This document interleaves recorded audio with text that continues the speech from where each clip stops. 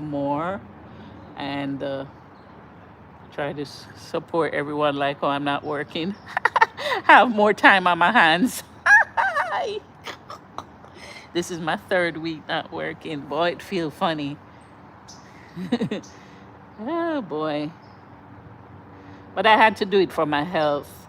I felt like I was having a brain aneurysm.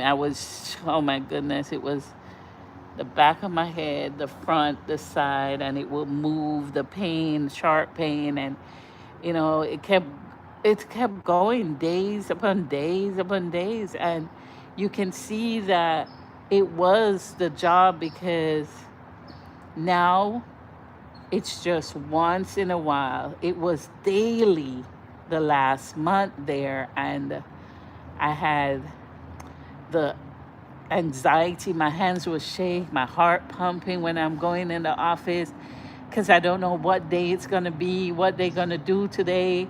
It was stressful, and I just did the best for my health.